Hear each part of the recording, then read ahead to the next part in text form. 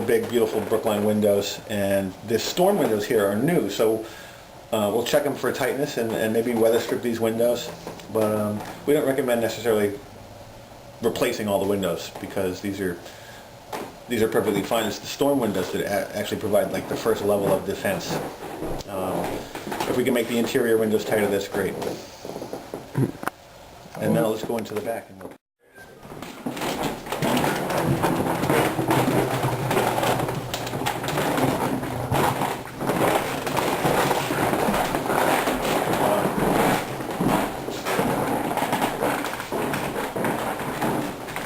So on all three floors here, there's all three floors have these sun porches that have been converted in the past to bedrooms, and they're outside of the brick structure, so they're going to have a greater heat loss because these are wood frame. There's probably potentially more leaks in here, and these might be difficult to heat right now. So in discussion with any owner, we talk about how does this room feel? Is it comfortable? Is it drafty? How can we make it more comfortable and ultimately save energy by making them less drafty and contributing less carbon to the environment by sealing these things up. These might be candidates for potentially maybe window replacements, because sometimes wood structures like this settle and move over time, and the windows are so out of square that trying to do what we want to do with weather stripping might not be possible. So just come down here and look at this.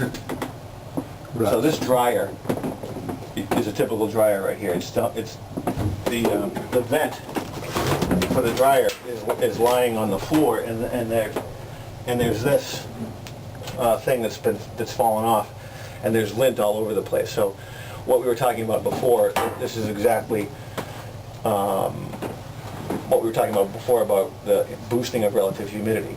So tell me your name again. Svi is here, living here, and he's boosting his relative humidity of his apartment exponentially every time he does his clothes. We would recommend and hopefully install immediately a vent that would go right to the exterior and take all this damp laundering air and get it right outside. He's also, the vent is off, so all the lint buildup inside this thing is all over the place, so we'd vacuum all this up. And so, it might be $500 to get a vent from here through a brick wall and outside, or perhaps he's on the third floor, we might go through the roof. So every condo is going to have problems. This is a minor problem. Some condo buildings have problems that are far greater than this. So, but we can fix this, and we might have a crew come, next week to do this. This would be an easy fix. All right, let's go to the kitchen. Okay, so over here, all your kitchens maybe are all stacked, maybe they're not, but Svi's got this wonderful hood here that circulates into the kitchen. So here is the highest point load of moisture in the entire building, more than the laundry. It's off the chart. When you boil pasta, you probably don't need a lot of pasta because I can tell. But whenever you're cooking, you're introducing all this moisture to the building, and human beings spend a lot of time in here. And when you're washing your dishes or when you're running your dishwasher, moisture.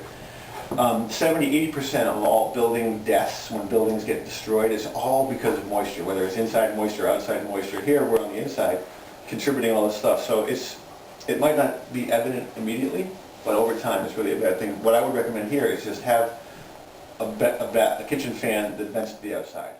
Yeah. So this door right here is not doing the greatest job in sealing the inside from the outside. This is a pretty good, cheap kind of Home Depot door, but it's falling apart on the bottom and it's probably allowing heat to escape. We're up at the top of the building, and the heat is sort of just pouring. You can feel it actually out of here right now.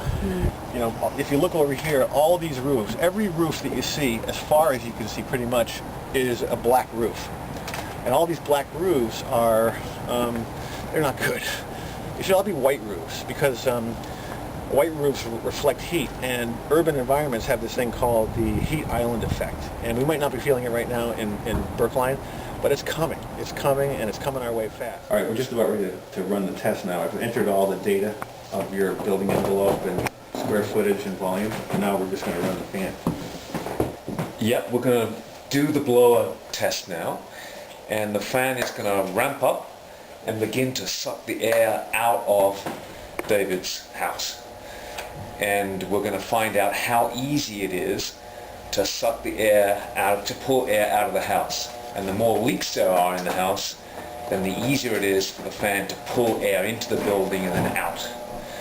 So by doing that, we can test how much air in normal everyday use is coming in and out of David's house. Here we go.